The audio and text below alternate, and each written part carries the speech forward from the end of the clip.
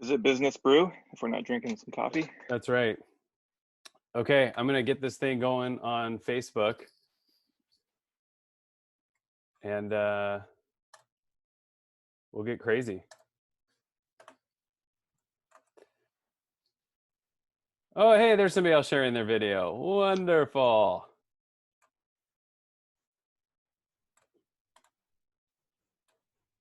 Good morning, Emily. Good morning, Dawn. Just so you know, you all start defaulted on mute on my end. I set that up. So if you want to unmute, Dawn gave me an advanced user tip, which is hit your spacebar and treat it like a walkie-talkie.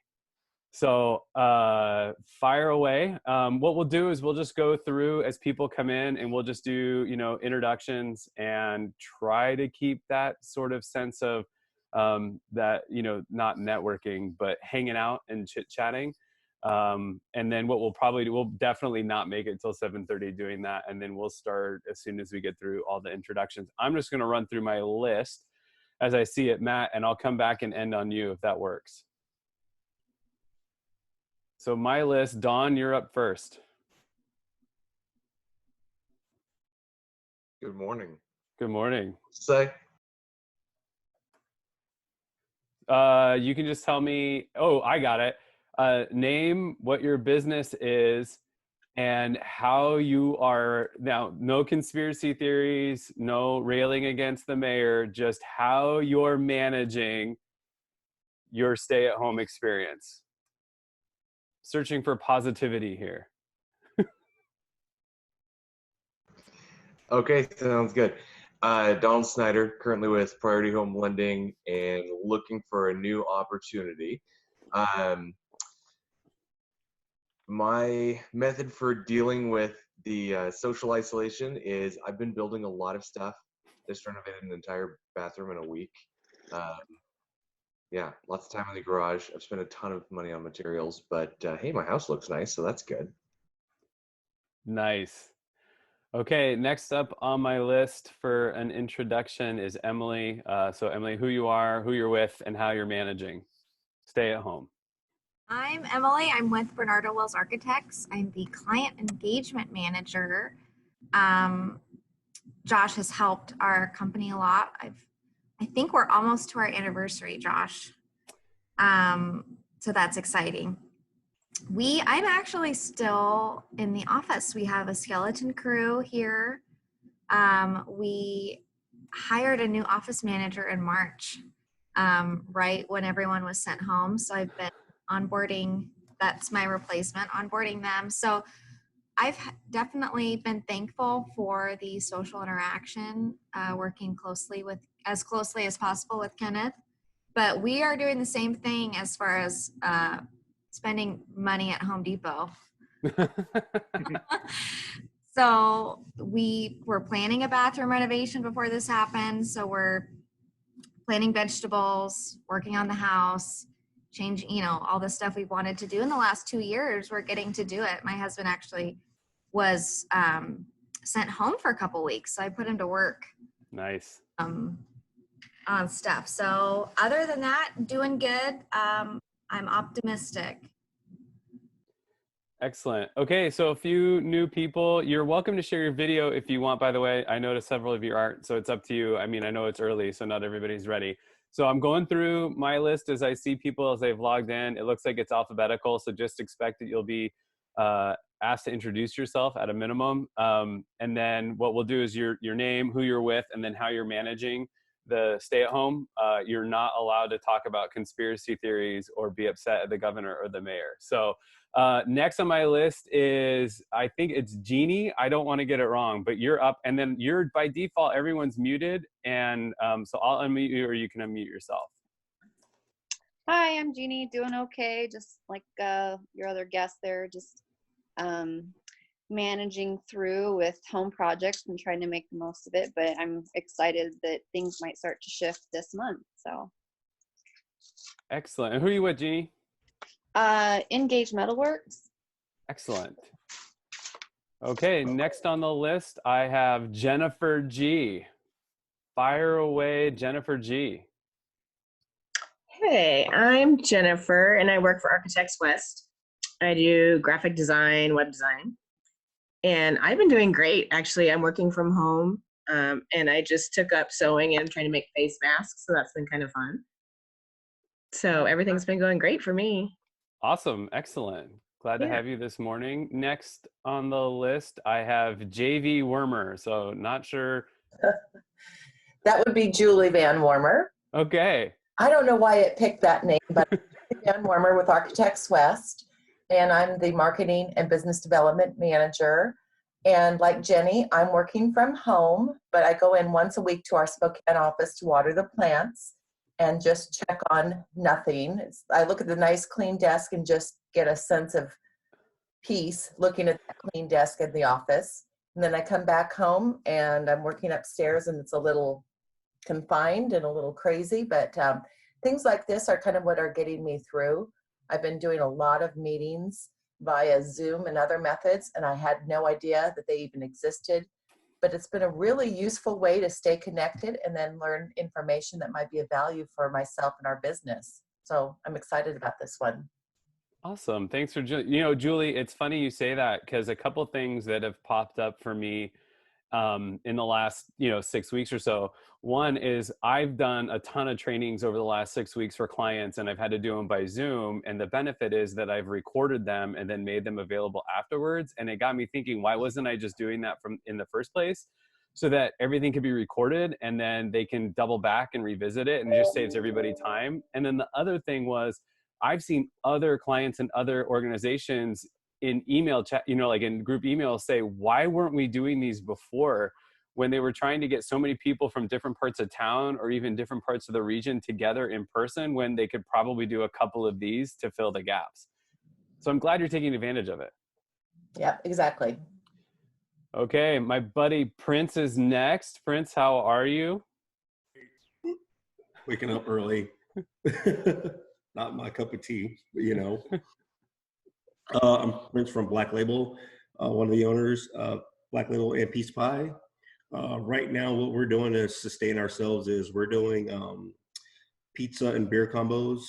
You can pre-order during the week and pick them up on Saturday. We just debuted a 12-inch pie with a crowler last week. So other than that, I think just taking care of the house, got some projects going on at the house, getting some things repaired. And other than that, not really much going on. Just spend maybe like 1 or 2 days at the brewery during the week.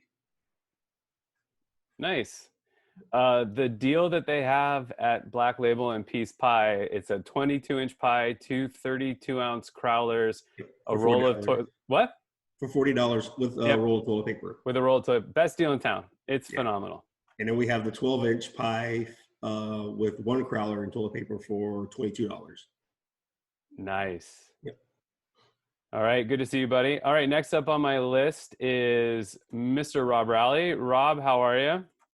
Doing awesome here, guys. So Rob Rowley, I'm a real estate and business attorney downtown. Busier than ever, actually. Not really shown any. It's kind of shifted the business. So, but a lot of estate planning and I think that real estate work. So it's been good. Dropped the fortune at Home Depot, so like everybody else on the project. So, yeah, I've been doing meetings by Zoom where people that are more older clients, especially on estate planning or business transactions that I do business closings too. So have people all over the country, or sometimes we're meeting and talking about things. But I just want to give a shout out to Josh. Josh really has helped supercharge my marketing about 5 years ago. Really, almost 5 years ago now. He flattened me up, and as a lawyer, because I wasn't doing anything really realistically. So I have about 120 reviews on Google. I have about a 4.6. I got over 4,200 on my MailChimp that goes out every month, and I got a lot of traffic on that. So Josh is the man. So big shout out for him, and you can pay me later afterwards. Yep, I'm Venmoing you the money right now. Yeah, right. Thank you, my friend. On that note, Rob at one point, I don't know if it still holds true, but Rob at one point, not only does he have such a sterling review on Google, and think that through, like an attorney with a 4.6 rating on Google, but he had more reviews than all the other business attorneys combined. So it's a thing if you invest in it. Yeah, lawyers are marketing idiots. So. Oh, good stuff. All right. Thanks, Rob. Glad to have you this morning. And then Thank you, my friend. Last but not least for now is Stacy. Good morning, Stacy.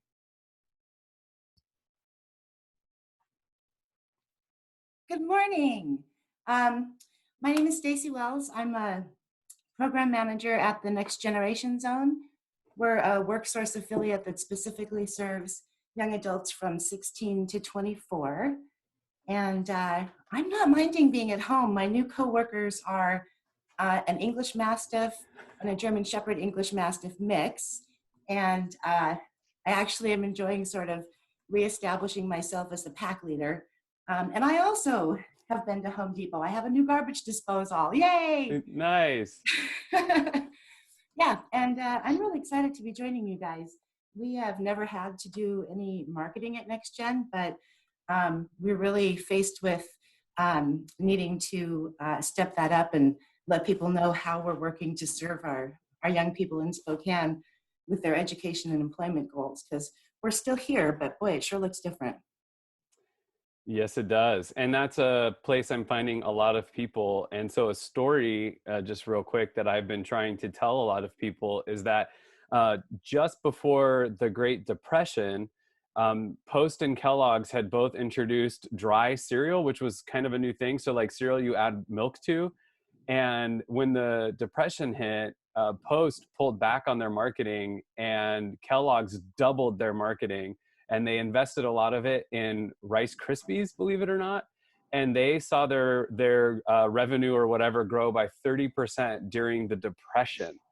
And that market share that Post lost during that time, they've never gotten back.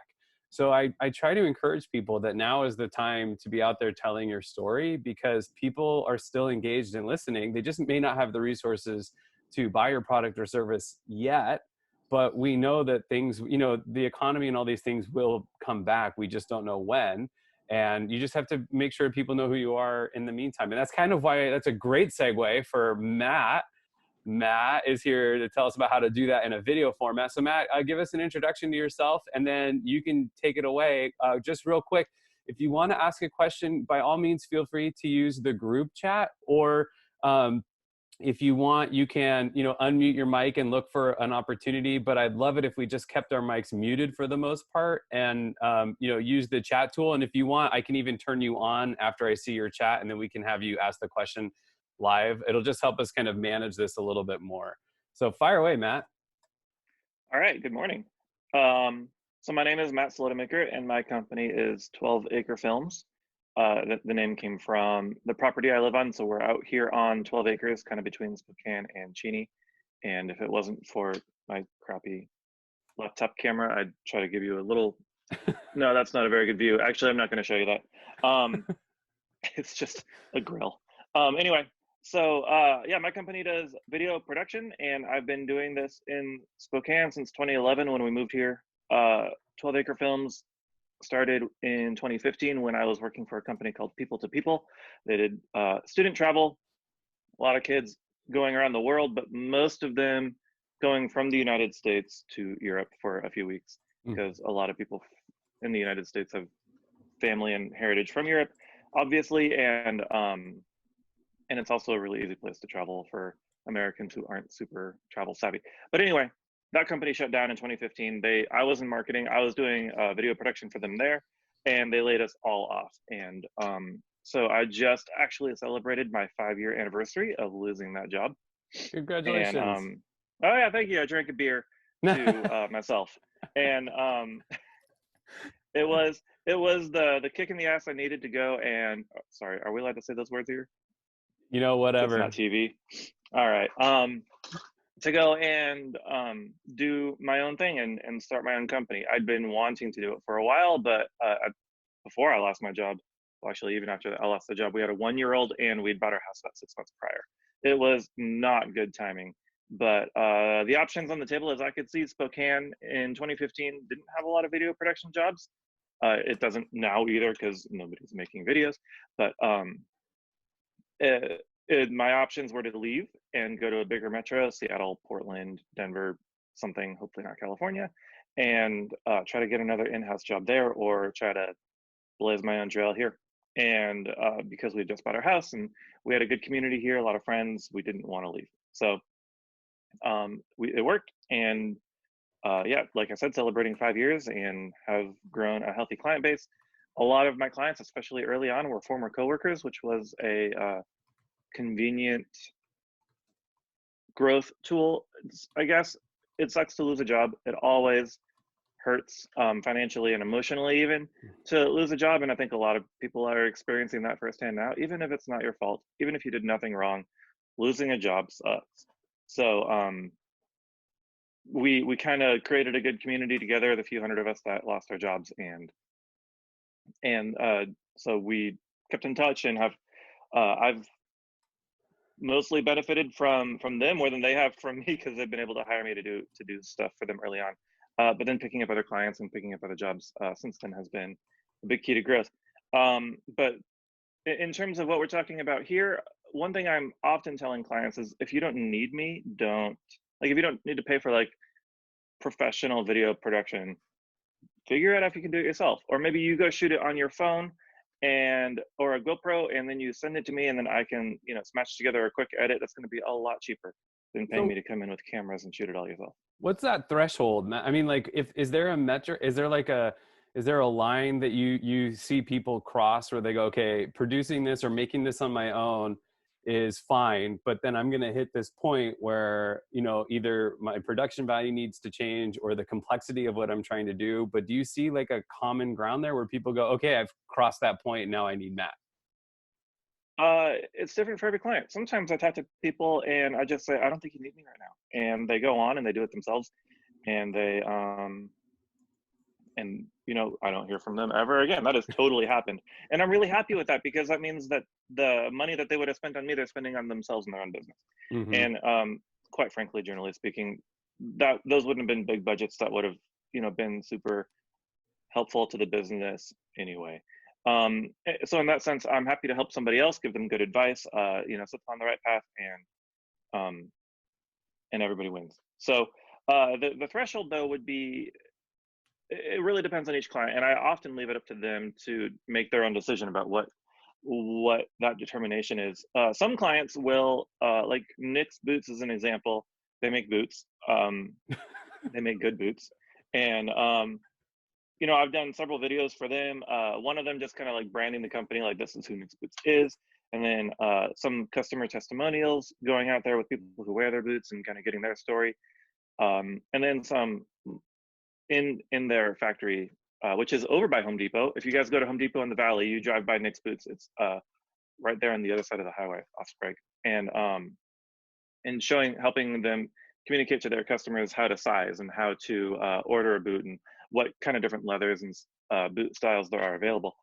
But then they have other videos that they're shooting in-house. They have a photographer who works for them part-time, who, any camera that you're going to buy today has video capabilities. And so they're shooting videos. They have a little studio and they're doing that all themselves. So for them, it's a point of like, what do we need, and can Matt fill that need? And then if it's simpler, if it's a different kind of video, then they're just going to do it themselves. And I'm so happy that they're doing that.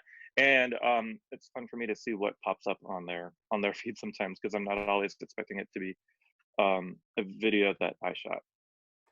Matt, so it sounds like you're pretty flexible working with somebody who says like, hey, I can manage some of this on my own and I only need you for certain things. I would feel like some people might feel like that's encroaching on billable hours for you. Or for them. And it sounds like you're totally fine with that. Is that your experience? Do other videographers get weird about that kind of thing? Like, they're like, it's me, it's all me, or it's nothing? I haven't really talked to other videographers about that specifically. I'm really bad at tracking and billing hours, especially for like offering advice to clients. So I usually don't. So, now you guys know that, if you ever want to give me a call. But I don't know what other videographers do and how they manage that. Maybe they're a little bit more business savvy and are better at monetizing their advice. But usually I just am happy to help, and I'm really happy to not bother billing, especially if it's like a 30-minute conversation. I easily waste a half hour during my day anyway. So at least my wasted half hour is going to help somebody else. Yeah, I don't think there's anything wrong with, and because you and I being, both owner operators of a small like services based business, I don't see any issue with that. That's something I do all the time. It's just more like, I know there's like graphic designers, right? Like graphic designers who get weird when they're doing work alongside like a business that has their own in-house graphic design, because they want to be in control of everything and they want to bill for everything, and they're handing some of that work off to an in-house team, and there's sometimes it's a tension that has to be managed. It just sounds like you navigate that really well. So Dawn asked a question: what are your thoughts on refining the messaging of a video to fit into the super short formats that will keep a viewer's attention? Yeah, I'm reading that here too. For me, and this is something that I'm more able to do than the average person, is edit. I am I would say a very good editor. I'm trying not to brag. I'm trying to keep it like within the realm of honesty and without seeming too proud. But there are, like, anybody can buy a camera and call themselves a videographer on a professional scale. Like, you guys can do your own work, but for hiring themselves out, not many editors or shooters are as good at editing as I am, and I'm not as good at shooting as some other shooters out there either. So it goes both ways. But one thing I'm really good at doing is taking that message and then condensing it down into your 2 to 3 minute web video. For doing it yourself, just like I know people who will shoot their own selfie video, 3, 4, 5, 6. My sister was telling me about this. She takes a half hour to shoot a 1 minute video because she is trying it over and over and over and over again. She's self-editing, which to me sounds almost miserable because I don't like hearing my own voice, and I don't like having to do things over again like that, and which makes editing great because I can pick some of this and some of that and put it all together. But I guess Donald, I'm sorry if this isn't a very good answer for you. But it kind of comes down to if you have the capability to edit even a little bit on your own machine, that's going to go a long way. Otherwise, I think you're just going to have to make sure you hone your message with what you're going to say in your head and what you say in your video, and hope you can get it out in one good shot. And depending on what your delivery platform is, whether it's Facebook in your feed or Facebook in your stories, like up on top, I think the bar for production is lower. The expectations for production are lower on your stories, just because they expire in a day and then it's there and then it's gone. I don't use those very often myself, but I know people do use those quite a bit. So, and even now with everybody working from home and companies reinvesting or newly investing in online marketing, the whole expectation, like from the whole world, I feel like has come to accept a little bit more of like the kind of organic homegrown video styles, more than we would have before. And that can be, again, from your webcam and a Zoom chat, exactly like we're doing here, or with your cell phone and, shooting selfie this way, or please shoot selfie this way. All those things I feel like are becoming more acceptable and more visible out there, which is cool. Matt, I'm going to recap for you because there was 3 good nuggets in there I thought that should be highlighted. The one that you said about, is I think your sister, is if you're concerned about getting your message into a super short format and maybe you don't have the ability to edit, or editing is not your strong suit, or you don't even want to invest the effort and energy in doing it, it's practice, right? It's get your message, map it out, practice it. I think a lot of times we see these sort of organic, grainy, low quality videos from people. Like the famous one is like, I'm in my car, so I put my phone on the dashboard and I'm yelling at my phone while I'm sitting in the car. I wonder where all these people are sitting. Like there's a parking lot full of these people yelling at their phone somewhere. But they are probably not doing that in the first take, right? They've probably sat there and done it over and over again until they get it where they feel it's right. The other one you said is to turn your phone, from, you said from this way to this way. And that's a really good one. And now I can't remember what the third one was. I was trying to write it down on a sticky note and I didn't get there. But I thought those were some 2 good nuggets that you had in there, which was, about refining your message to keep it short. And there was another question from Rob, if you want to get to that one.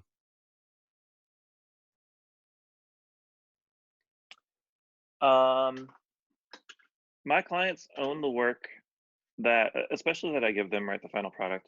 I keep all the video I shoot on a server that I think its capacity right now is somewhere in the 50 terabyte neighborhood, which isn't as much as I would like. My clients are welcome to take and use that raw footage at any point. They can buy a hard drive, I can transfer it over, hand it over to them, no problem. I don't do a lot of written like contracts that spell out what I do and do not let people do with content.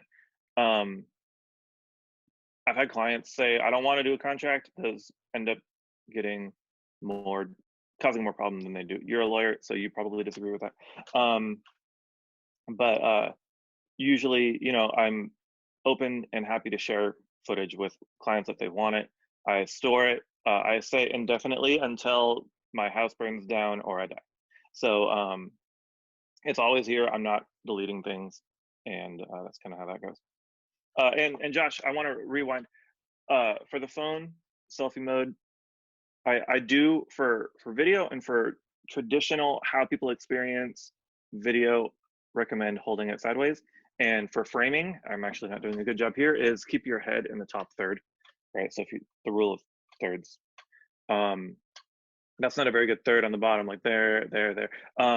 Rule of thirds, if you haven't heard of it, look it up. It just is some guidelines for framing a video. I see a lot of people on their selfie videos. Let me move my coffee. They're like this, and they're talking like this with their head at the bottom, or they do it with their head in the dead center. And then there's all this space up here that's not doing anything. So if you're shooting your own video, keep your head in the top. And if you're shooting vertical, that's not bad if you're putting it on Facebook or if you're putting it on Instagram, because most people, I was looking at some analytics for an ad I'm running for another client, most people are watching on a phone like this. And if your video aspect ratio fits the screen that you're using, you're not doing that bad, because you fill up more of their screen and they don't have to go sideways if they don't want to. So as much as I recommend horizontal video, there's not always, I've loosened my expectations for people shooting that way, because there are some times where going vertical actually makes more sense. Yeah, and my thing usually as a marketing person, mine always comes down to when they're taking pictures as opposed to video.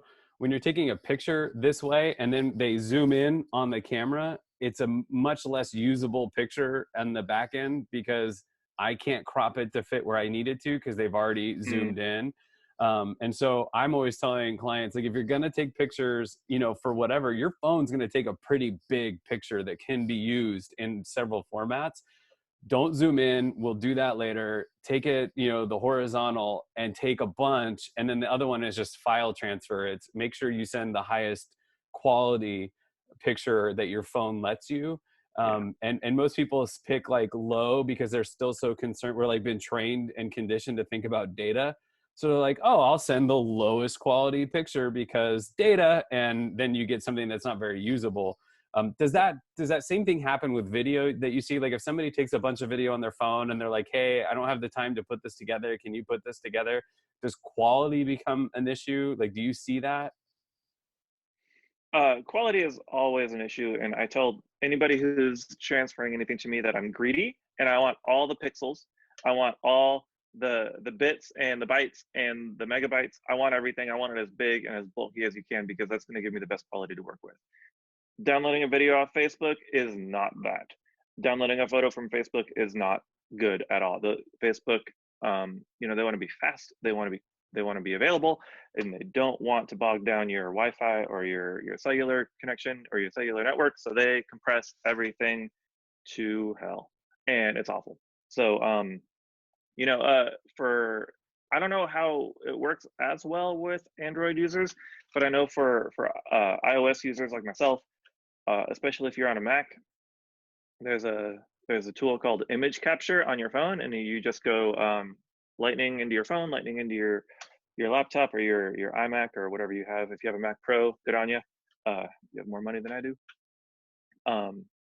And you use image capture to download full resolution, full data, videos and photos onto your hard drive, and then transfer it out.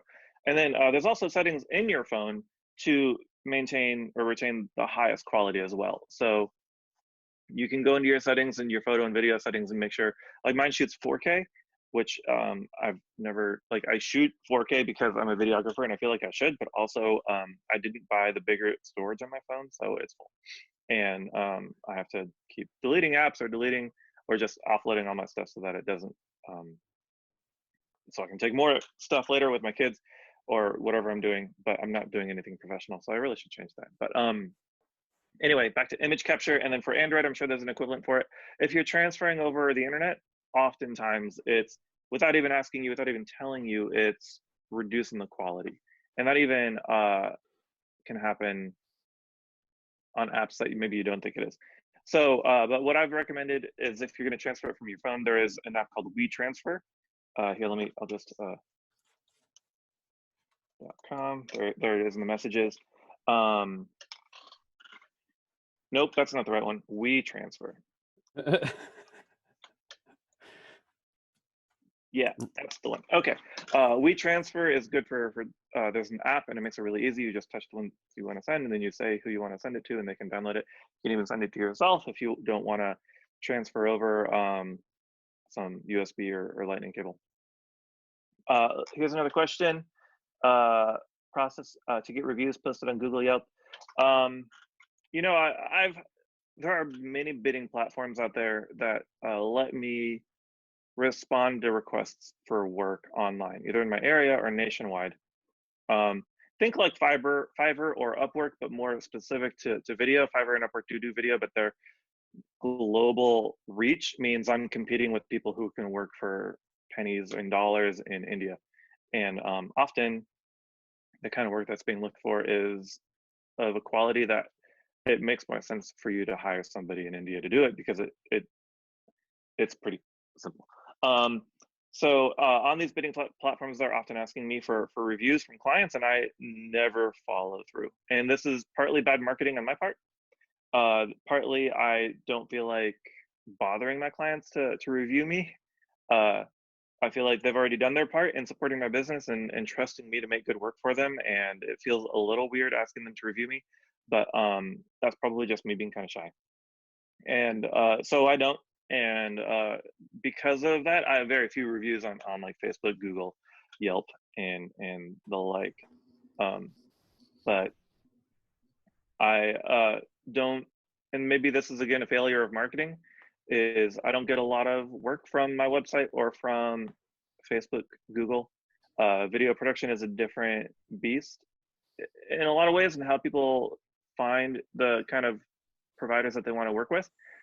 So the vast majority of my work is coming from referrals and people telling other people about me, or other agencies, companies in town referring their clients to me. Matt, I'm going to jump in here. So, Jeannie, without giving away too many secrets, another colleague of mine does this professionally, and the way he does it is he does a Zoom call with so he works on behalf of one of his clients. So let's say it's, ABC Construction. And so what this guy does is he finds the former clients from ABC Construction. He does a Zoom call. He has them pull out their phone while on the Zoom call and then coaches them through how to leave a good review by video, and they're recording it on their phone or their laptop or whatever. And then when they're done, they just send him the raw file and then he cleans it up. So it's a little labor intensive, but he's kind of built a business model around that. But the goal being, he coaches them through how to leave a review, and then they can use that review later, or that testimonial, on their website. And I hope both of us at some form, Matt and I, managed to answer your question. I can turn your mic on if you want to dig in a little bit more, Jeannie.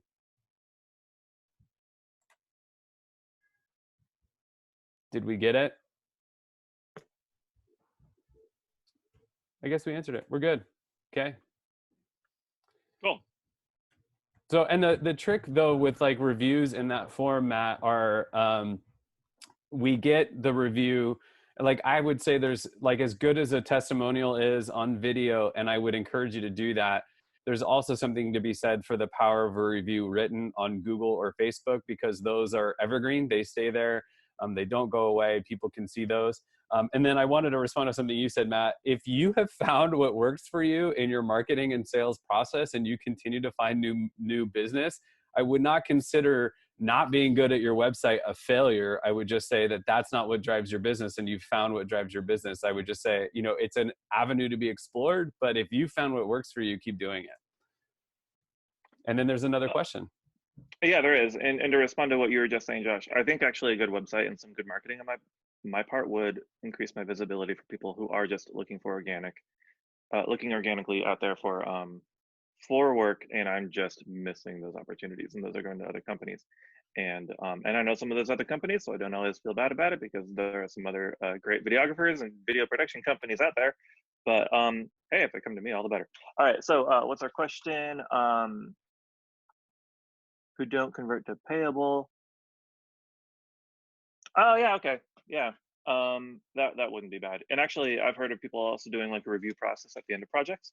So hey, this project is wrapped. Let's do a review. What did I do well? What can I improve on? And then at the beginning of that, be like, and if you could share a review about me online, then that would help my business too. And I like the idea of a review process. Again, haven't actually pursued that, but I think there are definitely some cool ways to keep your clients engaged and allow them to respond to your work in constructive ways. So Matt, anecdotally speaking, as you've done this now for 5 years, what have you seen to be the format for a successful, you know, marketing video? What have you seen work well? And then what are the things that you've seen that maybe haven't worked so well, like trends that you've seen businesses do? It really depends on the business and what they're trying to accomplish. I've definitely given and how to use the video that I create too. I like to say that video production is an investment, and if what I've created doesn't, and this is for me, what I've created, if it doesn't provide more value to you than you paid me to create, then we did something wrong. Either that was, and I would say often the result is the client doesn't utilize that asset well. And so that's not putting it up on YouTube or Facebook or Instagram and getting it out there in a way that people can experience it and get that message, receive that message. So, make sure that what you have works for you, and this can work for you guys too. I see a lot of people promoting boosting on Facebook and Instagram, especially just like their own selfie videos, and making that work for them. And as I'm rambling, Josh, I forgot your question. What was it? Well, you answered it. I just was saying, what Okay. have you seen that works, you know, people That's have right, done that trends. works well, and you said something I want to key in again. You said, use your video well. And I run into that all the time where, you know, somebody made a video, but they only threw it up on YouTube. They have 0 subscribers. They got 20 views, and it doesn't live anywhere else. They're not taking very good advantage of that, especially when you can upload video to Facebook or Instagram or Twitter or LinkedIn or. And I think that's doing that business a real disservice to not take advantage of that video. So on that note, not using your video well, what are some of the other things that you're seeing, you know, whether it's formats or storytelling ideas, or the things that you've seen that really stood out to you? Mm-hmm. Especially on Facebook and other social media sites, but primarily Facebook. Facebook is where it's at right now. Especially for businessy people like ourselves. There's a lot of talk about, oh, the kids are moving on to TikTok, or is Snapchat still a thing? I don't even know. But for I'm 34, and for people who are like my age, who have kids, who want to share photos that like my parents can see, and other family members, extended family, and all that, Facebook is still where a lot of people are. So it's a great platform for marketing that way. And crap, Josh, I forgot your question again. I was Just going somewhere and I had it and then I lost it. it's This is why, early. It's okay. It went yeah, right out the window. I watched it. It just flew right out. So, on that point, something I will add, you were saying Facebook is where it's still the 800-pound gorilla, and I totally agree with that. But something that I'm seeing, and Bernardo Wills is seeing this, to give a shout out to Emily and their team, LinkedIn is a powerful tool when you're in a business that is selling to other businesses. I mean, businesses are still owned and run and operated by people. So you still have to keep that human edge. I mean, we're not like robots selling to robots, right? But what I have seen work really well for Bernardo Wills is when they share stories from behind the scenes, especially now how they're caring for their team. So one of the things they just did is they did a patio party on Friday. Fridays are normally a team building kind of day for them where they do breakfast and stuff. But this time they delivered fried chicken from Chicken and Mo and dropped it off at everybody's house. Well, Emily grabbed a couple of videos, including the car yelly video. Yay! And I have very limited editing skills, but I was able to put together like a minute 40 video, and it kills. People love seeing that stuff. They love seeing behind the scenes. They love seeing your team. But the biggest thing is that we're seeing gains faster on LinkedIn for their business than we are on other social media sites. So that comes into like just knowing your audience and where they're hanging out. But yeah. video works just as well on LinkedIn as it is on Facebook or any of the other platforms. Yeah, that's fascinating. LinkedIn is something I've just started investing in, posting on there a little bit because I've long known of it as like a B2B kind of platform, but never quite knew how to take advantage of it. But with, since March with everything, I just started posting on there, figuring, hey, whatever happens, if it works, it does, or it doesn't. I've got nothing to lose, and I've been surprised at like, at least in terms of analytics, the response that I've gotten from it. But I have yet to see that convert to any kind of client work yet, which a month in, and right now I don't expect that to happen. But I'm curious to see what if anything it turns into in 3, 6, 9, 12 months. So Matt, something that's come up a little bit as we're waiting for more questions, by all means, feel free to send your questions in. And I am actively monitoring Facebook. I haven't seen anything come in yet. When it comes to doing a live video, and you've mentioned a couple of things that I think are good tips to keep in mind for live, rule of thirds, practicing, but any other tips that you have for people on doing a live video? One format I see a lot, and I can't tell you I'm thrilled about it, is I'm going to do a live and then I'm going to walk around while I'm doing it, right? What are you seeing that just drives you up the wall when it comes to people doing a live, and maybe some things for us to avoid? There was a viral video that went out recently, like the different kinds of Zoom people. And one that made me laugh because it was me is the drinker, the one who's always drinking something. I'll have like a tea nearby, and then some sort of like sweet drink, and then a water, and I'm always like, anyway. But video, like framing and lighting for video, is always something to be thinking about. And I admit to having not done a great job here, but making sure you're illuminated well, you're in a space that is bright enough that the computer isn't struggling to bring your image out, and making sure that the lighting on you is somewhat flattering, ideally. I actually did consult with one guy over in Liberty Lake right before everything shut down, and he had lights, and he did online training before it was cool, which is to say before March. And he had bought these lights on Amazon, and they were nice lights. They were for video. They had diffusion soft boxes on them, but the light bulbs in them were daylight bulbs, which so there are, if you look around your house like I am right now, you see different temperatures, different colors of light that are being emitted. There is outdoor light, which is cooler, closer to white, or kind of even bluish, depending on what your environment is. And these different color temperatures are measured in Kelvin. And so daylight is kind of understood to be roughly 5,600 Kelvin. And you can even, like when you're at Home Depot, which apparently a lot of us are right now, or a lot these days, you'll see that these numbers listed on your bulbs telling you what their rating is. And then like a more interior light that is generally considered to be flattering for skin tones is 3200 Kelvin. And old tungsten bulbs with, you know, the metal filament that would burn hot, came in about 3200 Kelvin, and those were good for video production and good for lighting. And this guy had these really cold 5600 Kelvin outdoor daylight bulbs in his office, and he looked kind of bluish and washed out, and because it wasn't a good kind of light for shooting video in his office.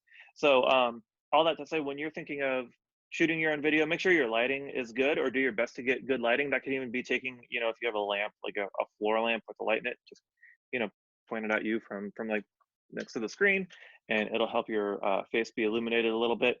Don't go like this and backlight yourself where there's a big bright thing and your camera doesn't know what it's doing and you're just a dark blob. Make sure your if you can, your sound is good.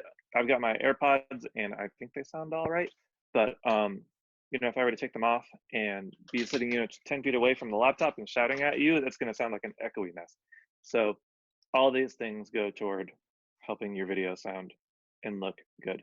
And if I were to say one thing about video in general, whether you're shooting on your phone or your laptop or a DSLR if you own one, is sound is just as, if not a little bit more important than your image quality. If you can't hear somebody well and they're talking, I feel like that's more distracting and more harmful to your message than a poor video quality.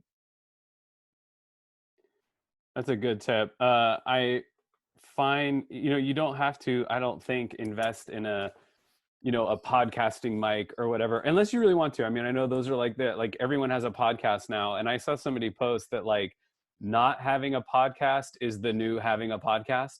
So I feel like that's where I'm at because I don't have a podcast. But I have found that most of my trainings do really well with just, you know, the headphones. And I don't even have AirPods, but the headphones that came with my iPhone last year, you know, like I get a decent quality. It's not too echoey. And I agree, if I were to take these out and I was to go with the mic that's built into my laptop, that's a different sound experience. And sound is a huge one. You know, when you're yelling at your phone in your car to get your message across, you're going to blow out that speaker or that mic, and it's going to sound washed out and horrible. So I really like that. Okay. Any other questions, gang? I mean, I'm not going to get rid of him because I've got plenty of questions, but I'd love to turn it over to somebody else who has any questions. Or Matt, if you have anything else that's come up in your brain while we're sitting here talking. I want to know from you guys what are you thinking of trying to do, and what are your roadblocks to accomplishing your, like, to following through on, you know, creating video content? Is there anything that you're thinking of that you would want to ask about in terms of like advice or pointers?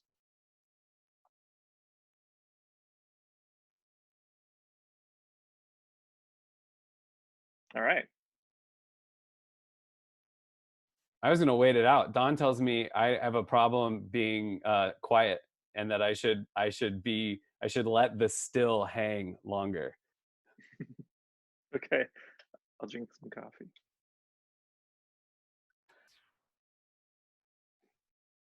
I know one for some people is they don't like the way they sound or look, and that keeps them, especially if they're like an owner operator like us, and that keeps them from doing anything video. Any tips for those people?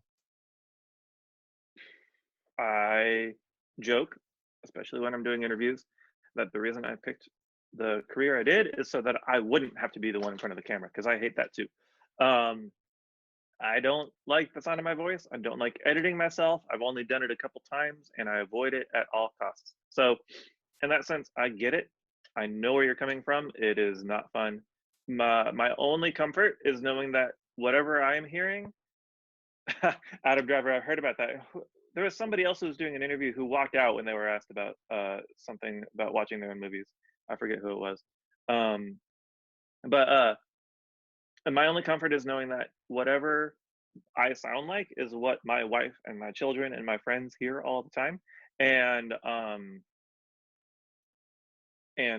they seem to be okay with it. So I should just get over it. That's not good advice. I mean, that's not really That's helpful. great That's advice. not like emotionally sensitive at all. No, the same could be said. I get that's really good advice. How you when you record yourself, that's how you sound to everyone else. It's also how you look to everyone else. So you're just gonna have to deal with it. I think that's fair advice.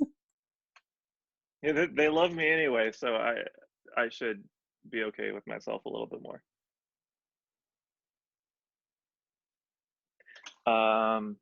Here we got messed around with basic video editing tool, but the fear of producing an early 2000s iMovie quality video for our business makes me nervous.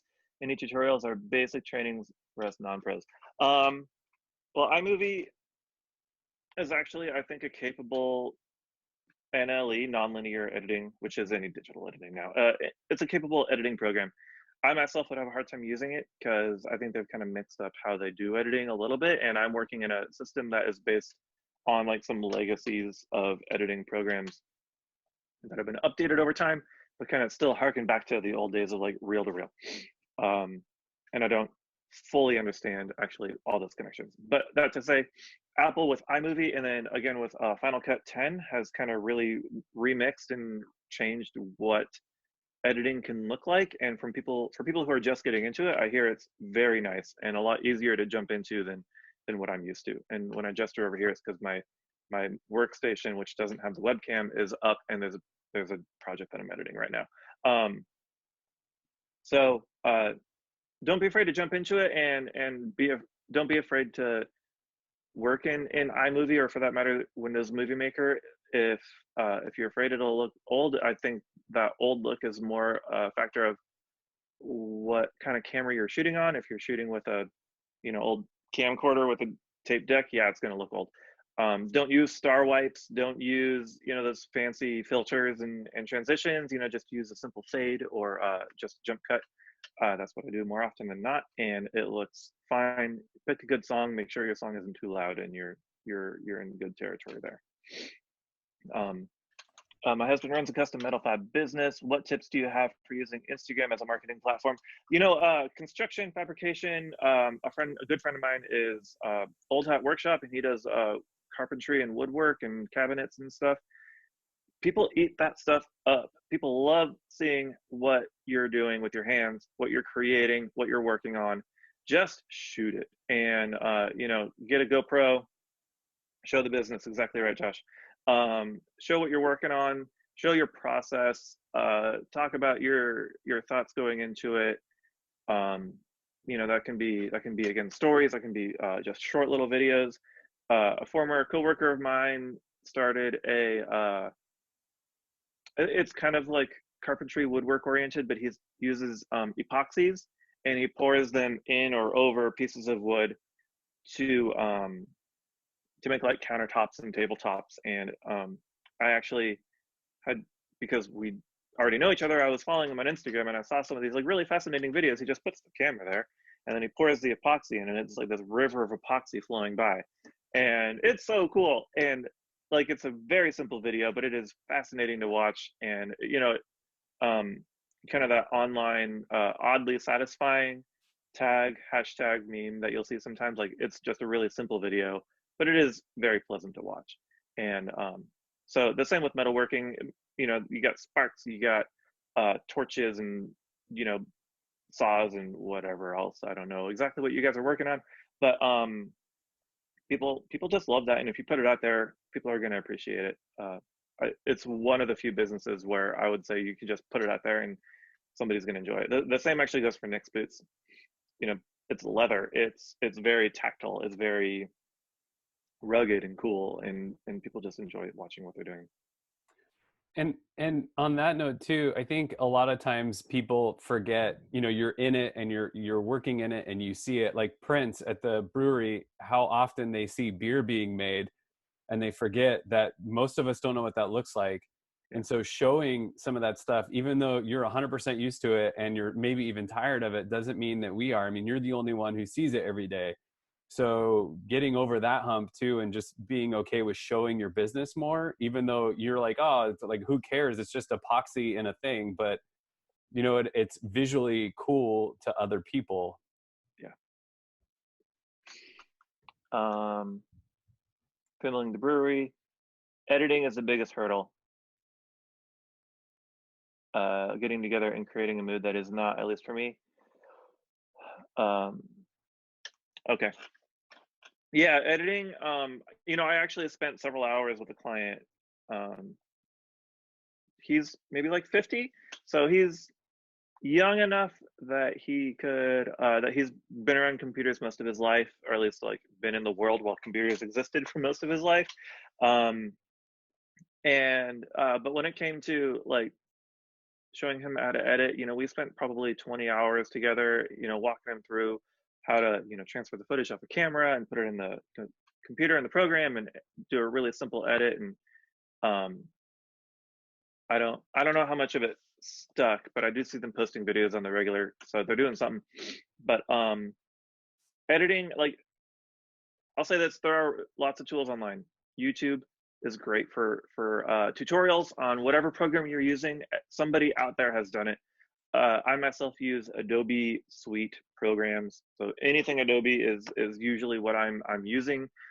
Premiere is for video editing. Photoshop is for photo manipulation. You probably heard of that one. And then there's Audition. I'm looking at other programs. Audition is for editing sound. I use that one a lot, but they all work together. The thing is, you're paying $50 a month, $55 a month, something like that. And for me, it's just a cost of doing business. It's an expense, and it's no big deal. It pays for itself. But for other people, you don't want to pay $50 a month just to edit a video every now and then. Final Cut, if you want to pay for a video editing program, Final Cut 10 is $300, and you get it forever. It only works on Mac though, so if you don't have a Mac machine, then you're out of luck there. There's another one, DaVinci Resolve. That's from a company called Blackmagic that makes lots of things, software and hardware. And again, $300 forever, and then you have it for the rest of time, I guess. And that's another very capable editing program that is professionals use. People edit movies and high quality videos on those, and they'll work on any machine you have and with the footage that you've got available. And with YouTube, you can learn just about anything you want to do on there. There's also lynda.com, Lynda. I'll type that down. Hopefully I didn't misspell it this time. But if you're in the city of Spokane and you have a library card, you have access to Lynda for free. Josh, you got it. And so you can go in there, and I likened it once to, in the Matrix when they plug Neo in and he learns like judo in a moment. Lynda.com is as close as you're going to get to that. Unfortunately, it takes hours, not moments, but the result is the same. It's a very good tool for learning how to, there you go. You're a step ahead of me.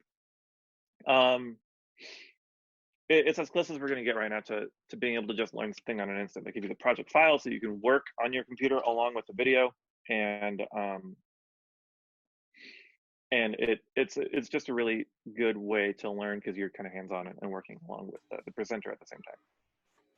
Matt, you mentioned sound earlier, like music, and I don't know what you use, but there's a website, bensound.com, and he's got downloadable sound, and a lot of it he offers for free. He just wants credit in the video description. So I use that a ton if ever I need you can go anywhere from like cheesy to super dramatic, and then you can buy songs from him. But I found that to be a good one to put as an underlying, music bed.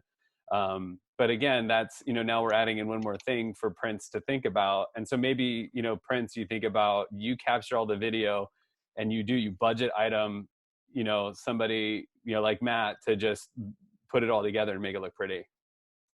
Yeah, here's another one. Poddington Bear. See if I can write it. .com. Another huge resource for music that is attribution only if you're not doing it for paid work.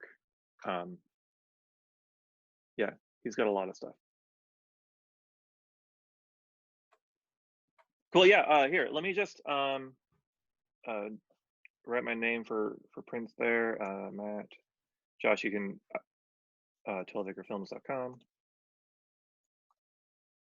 There you go. Hit me up.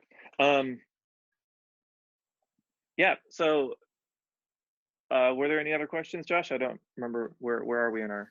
Well, I've been taking some notes. I'm going to do a quick recap. So I know a couple Okay. of people joined in a little bit after we got started, but I did want to kind of recap because I thought there was some really good stuff in there when it comes to creating video. And this applies to either video that you're shooting or doing a live. So one of them was to practice what you're doing. The next one is, low quality is fine. Shoot horizontal unless you're doing a live or something like that, and that with your phone, right? So shoot horizontal unless you want it to fit on the format that a phone is. You said be greedy. I loved that. So when it comes to doing file transfer to the people that are going to be editing it or the marketing team or whatever, give them all the pixels. You did talk about the rule of thirds. That's something that you can Google, and that's just a simple framing rule. You talked about framing and lighting and just doing the best with what you can. I thought that was really practical. What I know some people do is they move around in their house and they just put on, like with my MacBook, I can put on FaceTime, and then I can just, and not even call anybody, and I can just walk around my house and just find the best lighting. Sound is as important as audio, video quality. And then this is like a bonus one. You sound and look like what everyone else hears and sees. So when it comes to editing or listening to yourself, it's cool. It's only weird for you. And then I think Jeannie just came in with another question. Yeah, Josh, I think this is one, but probably you're better at answering than I am. What percentage of revenue should be into advertising? My take is what you can afford. Times are tight right now for a lot of people, and investing in advertising is one of the first things to go. And this was the case back in 2008. I graduated. I got my degree in 2008 at the worst time in that recession, and there were no jobs. I had a degree in advertising, and my first real job out of college was driving buses in the city of Pullman. It was not the career path choice that I was hoping to make at the time, but it was the one that was available because nobody was spending any money on advertising. And that was actually this is a little bit of advertising history, but that was when Google and Facebook as advertising platforms started emerging as the new behemoth, the new way to reach your audience. And traditional media has never been able to recover from 2008 because the ways you can advertise on digital, on web, are so much easier, so much more accurate. You can hone in on your audience so much more effectively on web than you can on traditional media, because traditional media sees everybody. Either you're driving by your billboard, you're picking up your magazine, you're watching your TV show, and just because Dr. Phil is on TV and somebody's watching it, maybe those people aren't the people that are necessarily your potential customers. So to that point, you can spend $2 on a Facebook boost if you want to, and somebody's going to see it, and that person might be what you want. You can also go in and create accounts to really hone in on your audience, pick an age range, pick a gender, pick a geographic location, and you can really hone in on your audience that way too. Yeah, so Jeannie, I would say one, so marketing and advertising, two different things, right? So marketing is the storytelling piece. It's all the things we do to get our company out there. So from business cards to your website to social media, that all falls under marketing. It's only advertising when we're paying to reach people. There are some resources you can find online. I used to sell advertising through Comcast here in the local market. Again, working in a recession. Some people, and we had this list that showed you by industry, like retail back then, put 2% of gross revenue back into their advertising budget, not marketing, just their advertising budget.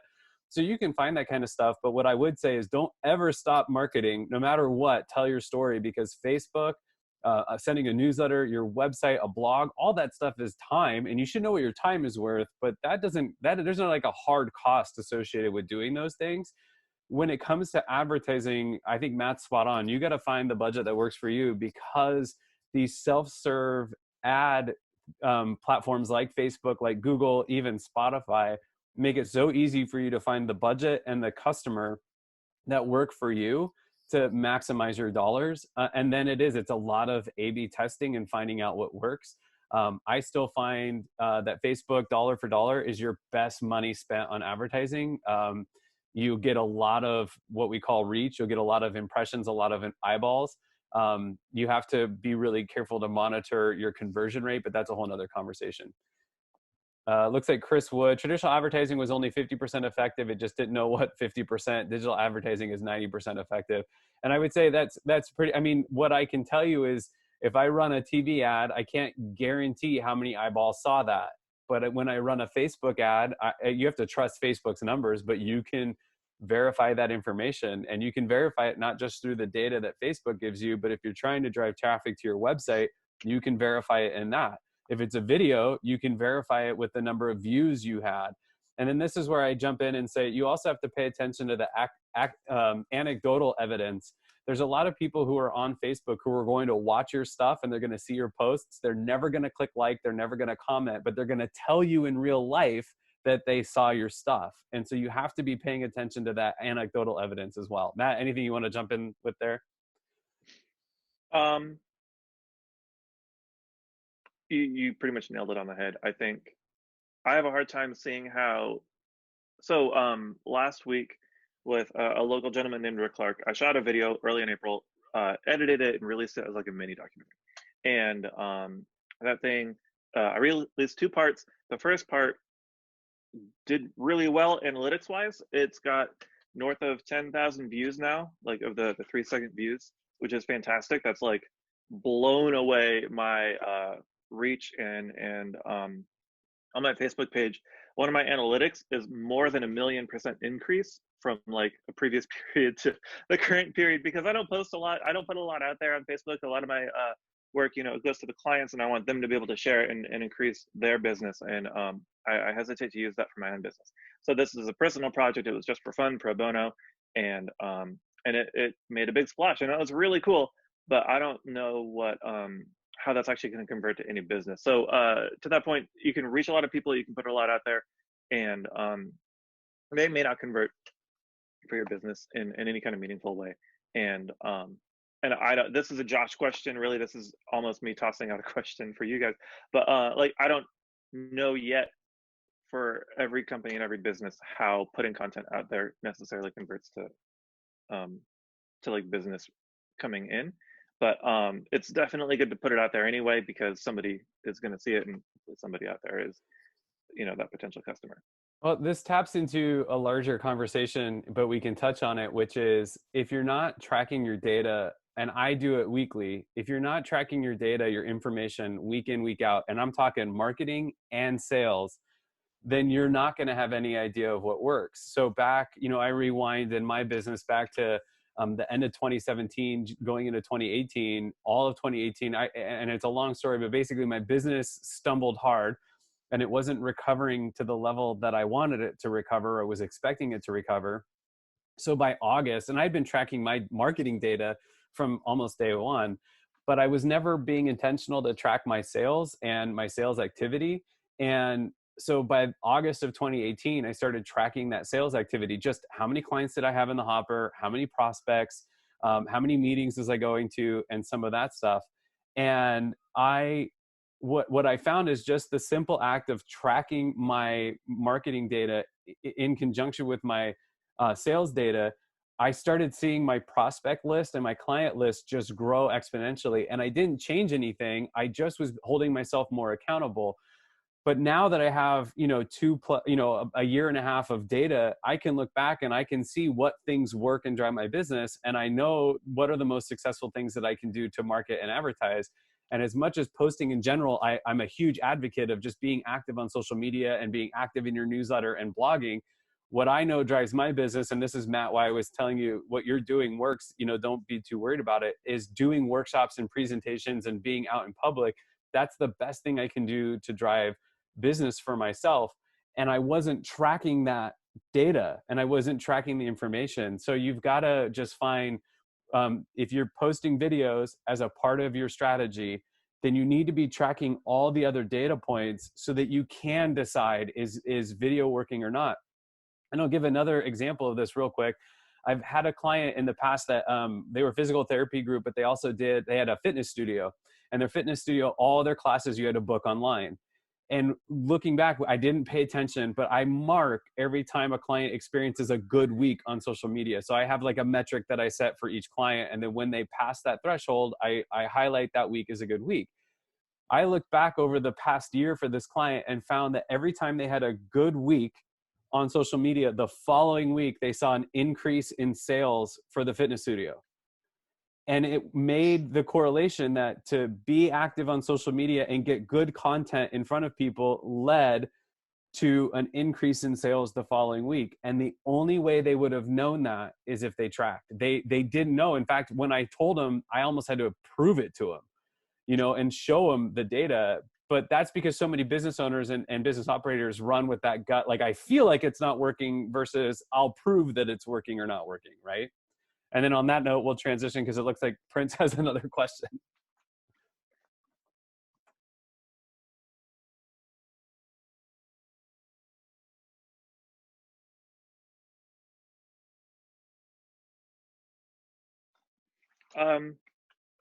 So your question is, would you recommend continuing to post instead of just advertise while you're going through all this? Are you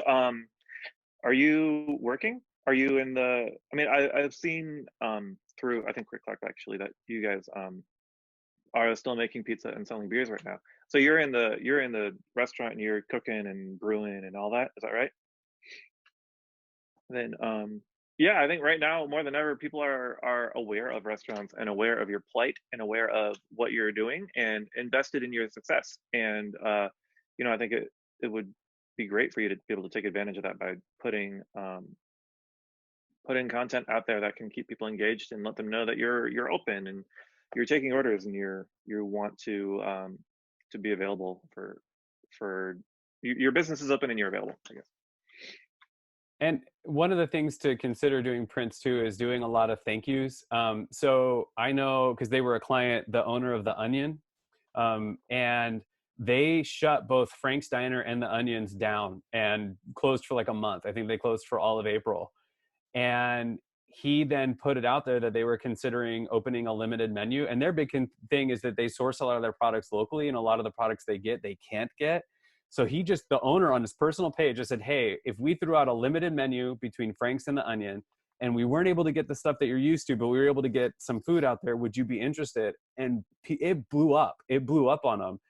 And he was smart enough to know that after their first weekend of doing curbside pickup, to thank everybody, because he was overwhelmed. And so one of the things that I think there's a tension to manage here. You can either be the business that like celebrates the couch potato and calls them a couch patriot or whatever they're doing, and like basically tells you how to manage your time during the stay at home.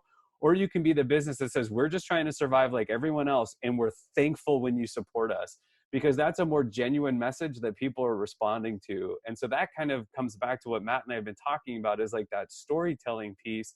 And I think it's just, if you're being authentic in what you're doing, showing the pies, showing the brewery, showing, you know, stuff going out, and then thanking people, even just a video that you hold up, getting a couple of the other owners to say thanks to everybody could be a powerful message that cuts through all that sort of icky nonsense that we're seeing right now.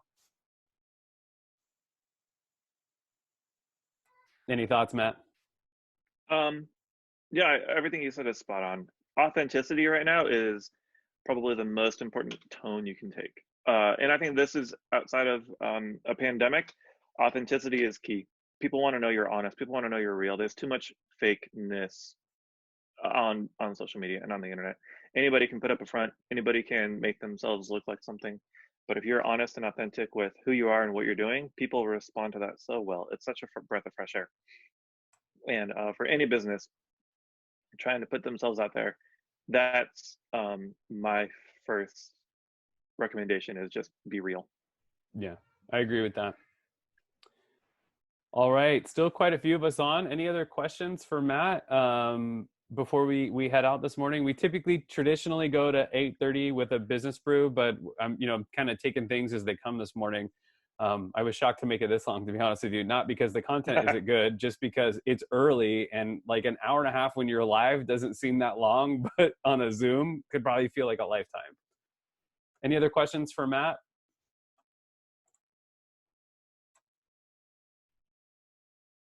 How long do I wait, Dawn?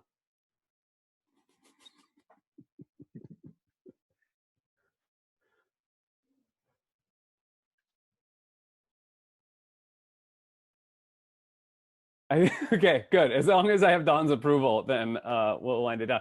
I want to recap just one more time the things that, as a marketing person, stood out to me because I think these are really actionable things when it comes to doing your video. You know, practicing it, writing your script, all of those things are really good things to do. It doesn't mean you're overdoing it. It just means you're being intentional. Low quality is fine in this day and age. People are sort of expecting that more grassroots, organic look. Knowing the format that you're trying to get video or pictures for and using your phone accordingly is a key. Be greedy with the size of your image and the size of your videos. Make sure that you're getting the highest quality. Remember how to frame yourself. That's the rule of thirds, and you can Google that. One of my favorite things, though, came from a photographer who talked about all the rules of photography, and then at the end says, and the last rule is break the rules. So if you know what you're doing and you're doing it intentionally, ignoring some of the rules is fine as long as you know what you're doing. Framing and lighting for video, just be really thoughtful about your video lighting and where you are in the picture. Sound is as important as video. And then again, the last one is, you know, you're the only one who doesn't see and hear your voice other than how it sounds in your head. So people are used to seeing you and they're used to hearing you. So you have to get over that. Oh, drone shots. Anyone? I've never done it. Yeah. I've never even had a client that does it. So Matt, what do you got on drone stuff? And we'll end on this one. That's a great question. So I am actually a licensed drone operator. I went through the testing process. I've got a fancy little card. It's got the FAA on it. It looks like a pilot license. And it's fun. But drones are so cool. Drones are also becoming very cheap, very accessible, and depending on what you're doing, very illegal.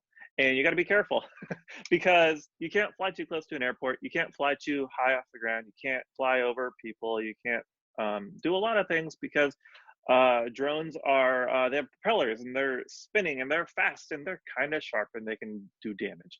So that said, be careful. Now any new drone you're going to buy has a GPS capability to it. At least any like half decent drone, right? Like not a hobby toy drone, a racing drone, those are different. But any kind of like DJI drone or any competitor to them is going to have a GPS capability that will not allow it to fly if you're going anywhere illegal. A racing, oh Josh, come on. You got to look at these racing drone videos. They're so cool. Anyway. So, but DJI released I think it's a Mavic Air or like this little tiny thing.